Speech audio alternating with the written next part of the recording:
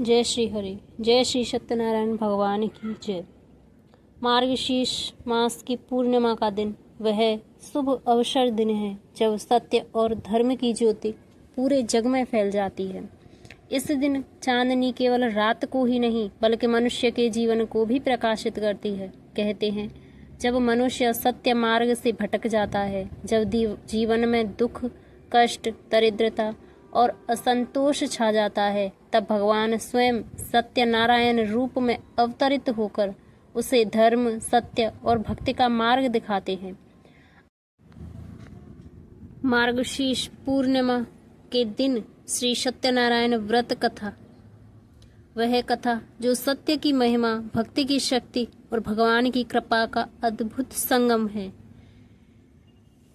प्रेम और पूर्ण एकाग्रता के साथ, क्योंकि यह कथा केवल सुनी नहीं जाती, यह तो अनुभव की जाती है, आत्मा के भीतर भक्ति का दीप प्रज्वलित करती है। आरंभ करते हैं श्री सत्यनारायण भगवान की पावन कथा। सत्य ही भगवान है और भगवान ही सत्य है। जय श्री हरि विष्णु। एक समय की बात है जब भगवान नारायण स्वयं भगवान विष्णु के रूप में वैकुंठ लोक में विराजमान थे। उस समय नारद मुनि, जो सदा त्रिलोकी भ्रमण करते रहते थे, सभी लोकों के कल्याण की इच्छा लेकर वैकुंठ पहुंचे। वे बोले, प्रभु, कलयुग में मनुष्य अनेक प्रकार के दुखों से पीड़ित है। कौन सा उपाय करे जिससे वे सुख, समृद्धि और मोक्ष प्राप्त कर सके। भगवान विष्णु ने कहा, हे नारद, जो भक्त मेरे सत्यनारायण स्वरूप की विधिवत पूजा करेगा उसका हर दुख दूर हो जाएगा। मार्गशीर्ष मास की पूर्णिमा को यदि यह व्रत किया जाए तो उसके पुण्य का फल 1000 यज्ञों के समान होता है। इस व्रत से मनुष्य के पाप नष्ट होते हैं, परिवार में सुख शांति आती है, जीवन में अन्न, धन, ऐश्वर्य की वृद्धि होती है। सत्यनारायण कथा सुनने से सभी मनोकामनाएं पूर्ण होती हैं। स्कंद पुराण के मुताबिक सत्यनारायण भगवान विष्णु का स्वरूप है। श्री हरि विष्णु से जीवन की सभी समस्याएं दूर होती हैं। सत्यनारायण कथा आमतौर पर सुबह और शाम दोनों समय की जाती है। शाम के समय कथा करना ज्यादा शुभ माना जाता है। पाचांग के मुताबिक सत्यनारायण कथा किसी भी महीने के शुक्ल पक्ष की पूर्णिमा को की जाती है। इस कथा की महिमा को भगवान सत्यनारायण ने अपने मुख से देवऋषि नारद को बताया था।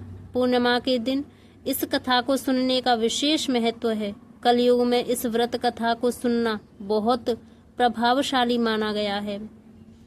जय श्री सत्यनारायण भगवान की जय।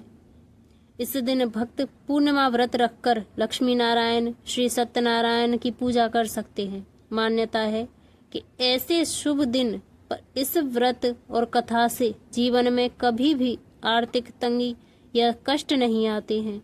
हिंदू धार्मिक मान्यता के अनुसार भगवान सत्यनारायण व्रत करने से और कथा सुनने से पुण्य फल प्राप्त होता है।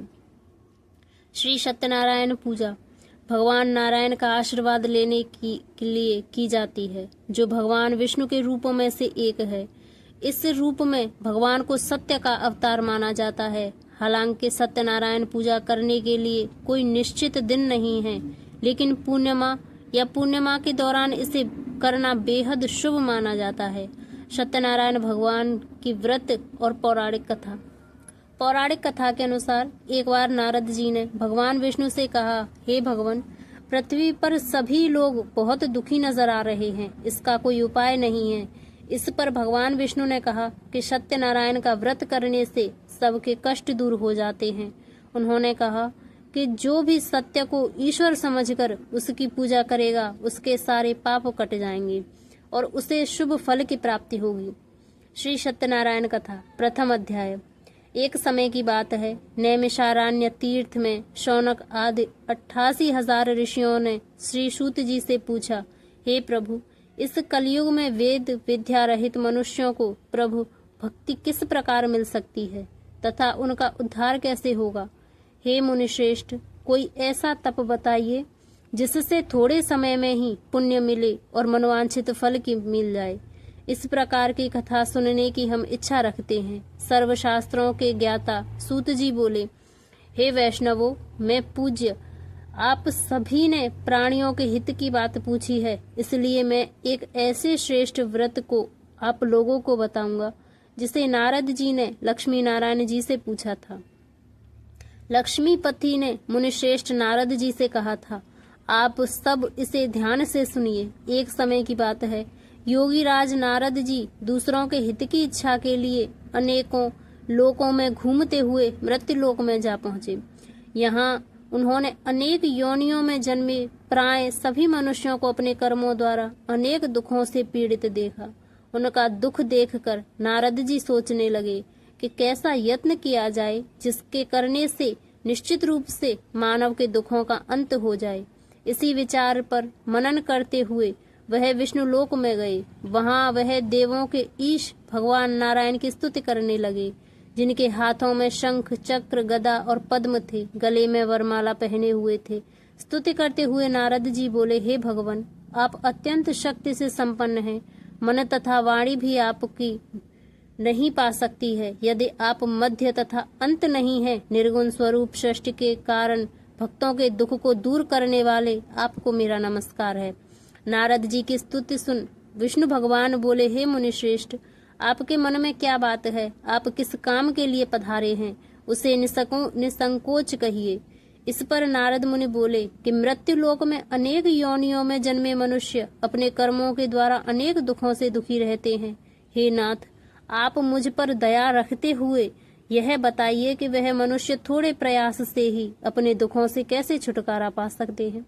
श्री हरि बोले, हे नारद, मनुष्यों की भलाई के लिए तुमने बहुत अच्छी बात पूछी है। जिसके करने से मनुष्य मोह से छूट जाता है, वह बात मैं कहता हूँ, उसे सुनो।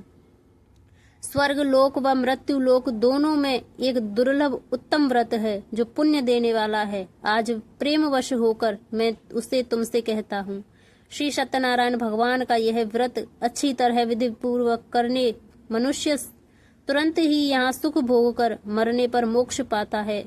श्री हरि के वचन सुन नारद जी बोले कि उस व्रत का फल क्या है और उसका विधान क्या है? यह व्रत किसने किया था? इस व्रत को किस दिन करना चाहिए? सभी कुछ विस्तार से बताएं। नारद की बात सुनकर श्री हरि बोले, दुख व शोक को दूर करने वाला यह व्रत सभी स्थानों पर विजय दिलाने वाला है। मानव को भक्ति व श्रद्धा के साथ शाम को श्री सत्यनारायण की पूजा धर्म परायण होकर ब्राह्मणों व बंधुओं के साथ करनी चाहिए। भक्ति भाव से ही नैवेद्य, केले का फल, घी, दूध, गेहूं के आटे का सवाया लें। गेहूं के स्थान पर साठी का आटा, शक्कर तथा गुड़ लेकर भी सभी भक्षण योग्य पदार्थों को मिलाकर भगवान का भोग लगाएं। ब्राह्मणों सहित बंधु बांधवों को भी भोजन कराएं। उसके बाद स्वयं भोजन करें। भजन कीर्तन के साथ भगवान की भक्ति में लीन हो जाएं। इस तरह से सत्यनारायण भगवान का यह व्रत करने पर मनुष्य की सारी इच्छाएं निश्चित रूप से पूरी होती हैं। इस कलिकाल अर्थात कलयुग में मृत्यु लोक में मोक्ष का यही एक सरल उपाय कहा गया है। इति श्री सत्यनारायण व्रत कथा का प्रथम अध्याय संपूर्ण। श्रीमन्नारायण नारायण नारायण भजमन नारायण नारायण नारायण श्रीमन्नारायण नारायण नारायण भजमन नारायण नारायण नारायण। श्री सत्यनारायण कथा का द्वितीय अध्याय। सूत जी बोले, हे ऋषियों, जिसने पहले समय में इस व्रत को किया था उसका इतिहास कहता हूँ, ध्यान से सुनो। सुंदर काशीपुरी नगरी में एक अत्यंत निर्धन ब्राह्मण रहता था। भूख प्यास से परेशान वह धरती पर घूमता रहता था। ब्राह्मणों से प्रेम करने वाले भगवान ने एक दिन ब्राह्मण का वेश धारण कर उसके पास जाकर पूछा, हे विप्र, नित्य दुखी होकर तुम पृथ्वी पर क्यों घूमते हो? दीन ब्राह्मण बोला, मैं निर्धन ब्राह्मण हूँ, भिक्षा के लिए धरती पर घूमता हूँ। हे भगवान, यदि आप इसका कोई उपाय जानते हो तो बताइए। वृद्ध ब्राह्मण कहता है कि सत्यनारायण भगवान मनोवांछित फल देने वाले हैं, इसलिए तुम उनका पूजन करो। इसे करने से मनुष्य सभी दुखों से मुक्त हो जाता है। वृद्ध ब्राह्मण बनकर आए सत्यनारायण भगवान उस निर्धन ब्राह्मण को व्रत का सारा विधान बताकर अंतर्ध्यान हो गए। ब्राह्मण मन ही मन सोचने लगा कि जिस व्रत को वृद्ध ब्राह्मण करने को कह गया है मैं उसे जरूर करूंगा। यह निश्चय करने के बाद उसे रात में नींद नहीं आई। वह सवेरे उठकर सत्यनारायण भगवान के व्रत का निश्चय कर भिक्षा के लिए चला गया। उस दिन निर्धन ब्राह्मण को भिक्षा मांगने में बहुत धन मिला, जिससे उसने बंधु बांधवों के साथ मिलकर श्री सत्यनारायण भगवान का व्रत संपन्न किया। भगवान सत्यनारायण का व्रत संपन्न करने के बाद वह निर्धन ब्राह्मण सभी दुखों से छूट गया और अनेक प्रकार की संपत्तियों से युक्त हो गया। उसी समय से यह ब्राह्मण हर माह इस व्रत को करने लगा। इस तरह से सत्यनारायण भगवान के व्रत को जो मनुष्य करेगा वह सभी प्रकार के पापों से छूटकर मोक्ष को प्राप्त होगा। जो मनुष्य इस व्रत को करेगा वह भी सभी दुखों से मुक्त हो जाएगा। सूत जी बोले कि इस तरह से नारद जी ने नारायण जी का कहा था। श्री सत्यनारायण व्रत को मैंने तुमसे कहा, हे विप्रो, मैं अब और क्या कहूँ। ऋषि बोले, हे मुनिवर, संसार में उस विप्र से सुनकर और किस किस ने इस व्रत को किया, हम सब इस बात को सुनना चाहते हैं। इसके लिए हमारे मन में श्रद्धा का भाव है। सूत जी बोले, हे मुनियों, जिसने इस व्रत को किया है वह सब सुनो। एक समय वही विप्र धन व ऐश्वर्य के अनुसार अपने बंधु बांधवों के साथ इस व्रत को करने को तैयार हुआ। उसी समय एक लकड़ी बेचने वाला बूढ़ा आदमी आया। लकड़ियां बाहर रखकर अंदर ब्राह्मण के घर में गया। प्यास से दुखी वह लकड़हारा उनको व्रत करते देख विप्र को नमस्कार कर पूछने लगा कि आप यह क्या कर रहे हैं तथा इसे करने से क्या फल मिलता है, कृपया मुझे भी बताएं। ब्राह्मण ने कहा कि यह सब मनोकामनाओं को पूरा करने वाला यह सत्यनारायण भगवान का व्रत है। इनकी कृपा से ही मेरे घर में धन धान्य आदि की वृद्धि हुई है। विप्र से सत्यनारायण व्रत के बारे में जानकर लकड़हारा बहुत प्रसन्न हुआ। चरणामृत लेकर व प्रसाद खाने के बाद वह अपने घर गया। लकड़हारे ने अपने मन में संकल्प लिया कि आज लकड़ी बेचने से जो धन मिलेगा उसी से श्री सत्यनारायण भगवान का उत्तम व्रत करूंगा। मन में इस विचार को ले बूढ़ा आदमी सिर पर लकड़ियां रख उस नगर में बेचने गया जहां धनी लोग ज्यादा रहते थे। उस नगर में उसे अपनी लकड़ियां का दाम पहले से 4 गुना अधिक मिलता है। बूढ़ा प्रसन्नता के साथ दाम लेकर केले, शक्कर, घी, दूध, दही, गेहूं का आटा ले और श्री सत्यनारायण भगवान के व्रत की अन्य सामग्रियां लेकर अपने घर गया। वहां उसने अपने बंधु बांधवों को बुलाकर विधि विधान से सत्यनारायण भगवान का पूजन और व्रत किया। इस व्रत के प्रभाव से वह बूढ़ा लकड़हारा धन, पुत्र आदि से युक्त होकर संसार के समस्त सुख भोग अंतकाल में बैकुंठ धाम चला गया। इति श्री सत्यनारायण व्रत कथा का 2वां अध्याय संपूर्ण। श्रीमन्नारायण नारायण नारायण भजमन नारायण नारायण नारायण श्रीमन नारायण नारायण नारायण भजमन नारायण नारायण नारायण।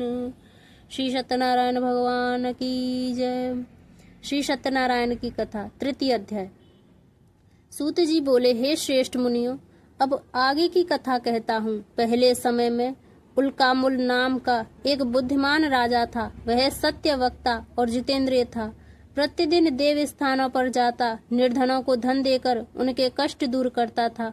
उसकी पत्नी कमल के समान मुख वाली तथा सती साध्वी थी। भद्रशीला नदी के तट पर उन दोनों ने श्री सत्यनारायण भगवान का व्रत किया। उसी समय साधु नाम का एक वैश्य आया। उसके पास व्यापार करने के लिए बहुत सा धन भी था। राजा को व्रत करते देखकर वह विनय के साथ पूछने लगा, हे राजन, भक्ति भाव से पूर्ण होकर आप यह क्या कर रहे हैं? मैं सुनने की इच्छा रखता हूँ, तो आप मुझे बताएं। राजा बोला, हे साधु, अपने बंधु बांधवों के साथ पुत्र आदि की प्राप्ति के लिए एक महाशक्तिमान श्री सत्यनारायण भगवान का व्रत व पूजन कर रहा हूँ। राजा के वचन सुन साधु आदर से बोला, हे राजन, मुझे इस व्रत का सारा विधान कहिए। आपके कथा अनुसार मैं भी इस व्रत को करूँगा। मेरी भी संतान नहीं है और इस व्रत को करने से निश्चित रूप से मुझे संतान की प्राप्ति होगी। राजा ने व्रत का सारा विधान सुन व्यापार से निवृत्त हो वह अपने घर गया। साधु वैश्य ने अपनी पत्नी को संतान देने वाले इस व्रत का वर्णन कह सुनाया और कहा, कि जब मेरी संतान होगी तब मैं इस व्रत को करूंगा। साधु ने इस तरह के वचन अपनी पत्नी लीलावती से कहे। एक दिन लीलावती पति के साथ आनंदित हो सांसारिक धर्म में प्रवृत्त होकर सत्यनारायण भगवान की कृपा से गर्भवती हो गई। 10वें महीने में उसके गर्भ से एक सुंदर कन्या ने जन्म लिया। दिनों दिन वह ऐसे बढ़ने लगी जैसे कि शुक्ल पक्ष का चंद्रमा बढ़ता है। माता पिता ने अपनी कन्या का नाम कलावती रखा। एक दिन कलावती ने मीठे शब्दों में अपने पति को याद दिलाया कि आपने सत्यनारायण को भगवान के जिस व्रत को करने का संकल्प किया था उसे करने का समय आ गया है। आप इस व्रत को करिए। साधु बोला, हे प्रिय, इस व्रत को मैं उसके विवाह पर करूंगा। इस प्रकार अपनी पत्नी को आश्वासन देकर वह नगर को चला गया। कलावती पिता के घर में रह वृद्ध को प्राप्त हो गई। साधु ने एक बार नगर में अपनी कन्या को सखियों के साथ देखा तो तुरंत ही दूत को बुलाकर और कहा कि मेरी कन्या के लिए योग्य वर देख कर आओ।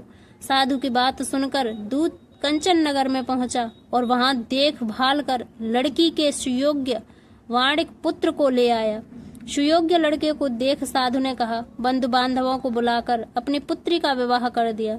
लेकिन दुर्भाग्य की बात ये कि साधु ने अभी भी श्री सत्यनारायण भगवान का व्रत नहीं किया। इस पर श्री भगवान क्रोधित हो गए और श्राप दिया कि साधु को अत्यंत दुख मिले। अपने कार्य में कुशल साधु बनिया जमाई को लेकर समुद्र के पास स्थित होकर रत्नासारपुर नगर में गया। वहां जाकर दामाद ससुर दोनों मिलकर चंद्रकेतु राजा के नगर में व्यापार करने लगे। एक दिन भगवान सत्यनारायण की माया से एक चोर राजा का धन चुराकर भाग रहा था। उसने राजा के सिपाहियों को अपना पीछा करते देख चुराया हुआ धन वहां रख दिया जहां साधु अपनी जमाई के साथ ठहरा हुआ था। राजा के सिपाहियों ने साधु वैश्य के पास राजा का धन पड़ा देखा तो वह ससुर जमाई दोनों को बांधकर प्रसन्नता से राजा के पास ले गए और कहा कि उन दो चोरों को हम पकड़ लाए हैं, आप आगे की कार्यवाही की आज्ञा दें। राजा की आज्ञा से उन दोनों को कठिन कारावास में डाल दिया गया और उनका सारा धन भी उनसे छीन लिया गया। श्री सत्यनारायण भगवान से श्राप से साधु की पत्नी भी बहुत दुखी हुई। घर में जो धन रखा था उसे चोर चुरा ले गए। शारीरिक तथा मानसिक पीड़ा व भूख प्यास से अति दुखी हो अन्न की चिंता में कलावती ब्राह्मण के घर गई। वहां उसने श्री सत्यनारायण भगवान का व्रत होते देखा। फिर कथा भी सुनी। वह प्रसाद ग्रहण कर रात को घर वापस आई। माता ने कलावती से पूछा कि हे पुत्री, अब तक तुम कहाँ थी? तेरे मन में क्या है? कलावती ने अपनी माता से कहा, हे माता, मैंने एक ब्राह्मण के घर में श्री सत्यनारायण भगवान का व्रत देखा है। कन्या के वचन सुन लीलावती भगवान के पूजन की तैयारी करने लगी। लीलावती ने परिवार बंधुओं सहित श्री सत्यनारायण भगवान का पूजन किया और उनसे वर मांगा कि मेरे पति तथा जमाई शीघ्र घर आ जाएं। साथ ही यह प्रार्थना भी की कि हम सब का अपराध क्षमा करें। श्री सत्यनारायण भगवान इस व्रत से संतुष्ट हो गए और राजा चंद्रकेतु को सपने में दर्शन दे कहा कि हे राजन, तुम उन दोनों वैश्यों को छोड़कर और तुमने उनको जो धन लिया है उसे वापस कर दो। अगर ऐसा नहीं किया तो मैं तुम्हारा धन, राज्य, संतान सभी को नष्ट कर दूंगा। राजा को यह सब कहकर वह अंतर्ध्यान हो गई। प्रातःकाल सभा में राजा ने अपना सपना सुनाया। फिर बोले कि बड़िक पुत्रों को कैद से मुक्त कर सभा में लाओ। दोनों ने आते ही राजा को प्रणाम किया। राजा मीठी वाणी में बोले, हे महानुभावों, भाग्यवश ऐसा कठिन दुख तुम्हें प्राप्त हुआ है, लेकिन अब तुम्हें कोई भय नहीं है। ऐसा कह राजा ने उन दोनों को नए वस्त्र आभूषण भी पहनाए और जितना धन उनको लिया था उससे 2 गुना धन वापस कर दिया। दोनों वैश्य अपने घर को चल दिए। इति श्री सत्यनारायण व्रत का 3य अध्याय संपूर्ण। श्रीमन नारायण नारायण नारायण भजमन नारायण नारायण नारायण श्रीमन नारायण नारायण नारायण भजमन नारायण नारायण नारायण। श्री सत्यनारायण कथा 4th अध्याय। सूत जी बोले, वैश्य ने मंगलाचार कर अपनी यात्रा आरंभ की और अपने नगर की ओर चल दिए। उनके थोड़ी दूर जाने पर एक दंडी वेशधारी श्री सत्यनारायण ने उनसे पूछा, हे साधु, तेरी नाव में क्या है? अभिवाड़ी वणिक हंसता हुआ बोला, हे दंडी, आप क्यों पूछते हो? क्या धन लेने की इच्छा है? मेरी नाव में तो बेल व पत्ते भरे हुए हैं। वैश्य के कठोर वचन सुन भगवान बोले, तुम्हारा वचन सत्य हो। दंडी ऐसे वचन कहे वहां से दूर चले गए। कुछ दूर जाकर समुद्र के किनारे बैठ गए। दंडी के जाने के बाद साधु वैश्य ने नित्य क्रिया के पश्चात नाव को ऊंची उठते देखकर अचंभा माना और नाव में बेल पत्ते आदि देख वह मूर्छित हो जमीन पर गिर पड़ा। मूर्छा खोलने पर वह अत्यंत शोक में डूब गया। तब उसका दामाद बोला कि आप शोक न मनाएं, यह दंडी का शाप है, इसलिए हमें उनकी शरण में जाना चाहिए, तभी हमारी मनोकामना पूरी होगी। दामाद की बात सुनकर वह दंडी के पास पहुंचे। अत्यंत भक्तिभाव नमस्कार करके बोले, मैंने आपसे जो जो असत्य वचन कहे हैं उनके लिए मुझे क्षमा करें। ऐसा कहकर महान शोकातुर हो रोने लगा। तब दंडी भगवान बोले, हे वणिक पुत्र, मेरी आज्ञा से बार बार तुम्हें दुख प्राप्त हुआ है, तू मेरी पूजा से विमुख हुआ। साधु बोले, हे भगवान, आपकी माया से ब्रह्म आदि देवता भी आपके रूप को नहीं जानते, तब मैं अज्ञानी कैसे जान सकता हूँ? आप प्रसन्न होइए, अब मैं सामर्थ्य के अनुसार आपकी पूजा करूंगा। मेरी रक्षा करो और पहले के समान नौका में धन भर दो। साधु वैश्य के भक्ति पूर्वक वचन सुनकर भगवान प्रसन्न हो गए और उसकी इच्छा के अनुसार वरदान देकर अंतर ध्यान हो गए। ससुर जमाई जब नाव पर आए तो नाव धन से भरी हुई थी। फिर वहीं अपने अन्य साथियों के साथ सत्यनारायण भगवान का पूजन कर अपने नगर को चल दिए।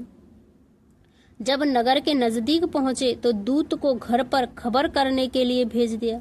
दूत साधु के पत्नी को प्रणाम कर कहता है कि मालिक अपने दामाद सहित नगर के निकट आ गए हैं। दूत की बात सुनकर साधु की पत्नी लीलावती ने बड़े हर्ष के साथ सत्यनारायण भगवान का पूजन कर अपनी पुत्री कलावती से कहा कि मैं अपने पति के दर्शन को जाती हूँ, तू कार्य पूर्ण कर शीघ्र आ जा।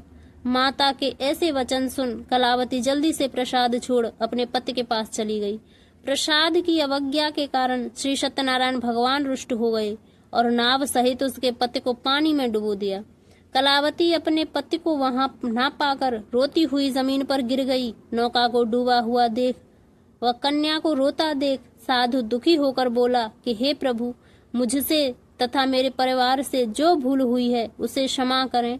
साधु के दीन वचन सुनकर श्री सत्यनारायण भगवान प्रसन्न हुए और आकाशवाणी हुई, हे साधु, तेरी कन्या ने मेरे प्रसाद को छोड़कर आई है, इसलिए उसका पति अदृश्य हो गया है।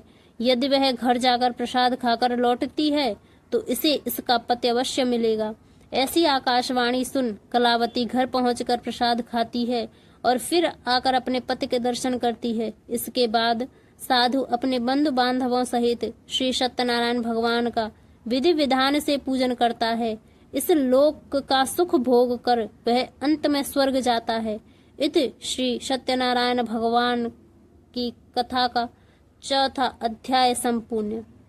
श्रीमन नारायण नारायण नारायण, भजमन नारायण नारायण नारायण, श्रीमन नारायण नारायण नारायण, भजमन नारायण नारायण नारायण।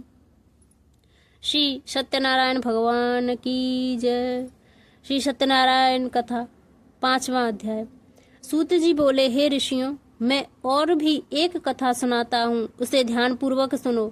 प्रजा पालन में लीन दुंग ध्वज नाम का एक राजा था। उसने भी भगवान का प्रसाद त्याग कर बहुत ही दुख दिया। एक बार वन में जाकर वन्य पशुओं को मारकर वह बड़ के पेड़ के नीचे आया। वहां उसने ग्वालों को भक्तिभाव से अपने बंधुओं सहित सत्यनारायण भगवान का पूजन करते देखा। अभिमानवश राजा उन्हें देखकर भी पूजा स्थान में नहीं गया और न ही उसने भगवान को नमस्कार किया। ग्वालों ने राजा को प्रसाद दिया, लेकिन उसने वह प्रसाद नहीं खाया और प्रसाद को वहीं छोड़ अपने नगर को चला गया। जब वह नगर में पहुंचा तो वहां सब कुछ तहस नहस हुआ पाया, तो वह शीघ्र ही समझ गया कि यह सब भगवान ने ही किया है। वह दोबारा ग्वालों के पास पहुंचा और विधि पूर्वक पूजा करके प्रसाद खाया तो श्री सत्यनारायण भगवान की कृपा से सब कुछ पहले जैसा हो गया। दीर्घ काल तक सुख भोगने के बाद मरणोपरांत उसे स्वर्ग लोक की प्राप्ति हुई। जो मनुष्य परम दुर्लभ इस व्रत को करेगा तो भगवान सत्यनारायण की अनुकंपा से उसे धन धान्य की प्राप्ति होती है, निर्धन धनी हो जाता है, भय मुक्त हो जीवन जीता है, संतानहीन मनुष्य को संतान सुख मिलता है, सारे मनोरथ पूर्ण होने पर मानव अंत काल में बैकुंठ धाम को जाता है। सूत जी बोले, जिन्होंने पहले इस व्रत को किया है अब उनके दूसरे जन्म की कथा कहता हूँ। वृद्ध शतानंद ब्राह्मण ने सुदामा का जन्म लेकर मोक्ष की प्राप्ति की। लकड़हारे ने अगले जन्म में निषाद बनकर मोक्ष प्राप्त किया। उल्का मुख नाम का एक राजा दशरथ होकर बैकुंठ को गए। महाराजा तुंग ध्वज ने स्वयंभू होकर भगवान से भक्ति युक्त ही कर्म कर मोक्ष पाया। इत श्री सत्यनारायण व्रत कथा का 5वां अध्याय संपूर्ण। श्रीमन नारायण नारायण नारायण भजमन नारायण नारायण नारायण श्रीमन नारायण नारायण नारायण भजमन नारायण नारायण नारायण। श्री सत्यनारायण पूजा और व्रत का महत्व। वैदिक ज्योतिष के अनुसार सत्यनारायण व्रत रखने से भगवान विष्णु से स्वास्थ्य, समृद्धि, धन, वैभव की प्राप्ति होती है। साथ ही यह भी माना जाता है कि इस दिन व्रत करने और पूरी श्रद्धा और विश्वास के साथ सत्यनारायण कथा का पाठ करने से सभी संकट दूर होते हैं। सत्यनारायण व्रत की पूजा की विधि। शास्त्रों के अनुसार इस व्रत को करने से शुभ फल की प्राप्ति होती है। ऐसा माना जाता है पूजा सुबह के साथ साथ शाम को भी की जा सकती है और शाम को सत्यनारायण पूजा करना अधिक उपयुक्त माना जाता है। इस दिन सुबह जल्दी उठकर जल में गंगा जल मिलाकर स्नान करना चाहिए। इसके बाद सत्यनारायण की मूर्ति को स्थापित करें और उसके चारों ओर केले के पत्ते बांध दें। पंचामृत, दूध, शहद, घी, मक्खन, दही, चीनी का मिश्रण का उपयोग देवता को साफ करने के लिए किया जाता है। आमतौर पर शालिग्राम, जो महाविष्णु का दिव्य पत्थर है, चौकी पर जल से भरा कलश रखें। देशी घी का दीपक जलाएं। सत्यनारायण की पूजा और कथा करें। भुने हुए आटे में शक्कर मिलाकर भगवान को अर्पित करें। प्रसाद में तुलसी जरूर डालें। पूजा के बाद प्रसाद बांटें। पूजा एक आरती के साथ समाप्त होती है जिसमें भगवान की छवि या देवता के चारों ओर कपूर से जलाई गई एक छोटी सी आग की परिक्रमा होती है। आरती के बाद व्रतियों को पंचामृत और प्रसाद ग्रहण करना चाहिए। व्रती पंचामृत से व्रत तोड़ने के बाद प्रसाद ग्रहण कर सकते हैं। प्रेम से बोलिए जय श्री सत्यनारायण भगवान की जय। जय श्री कृष्ण, जय श्री हरि विष्णु।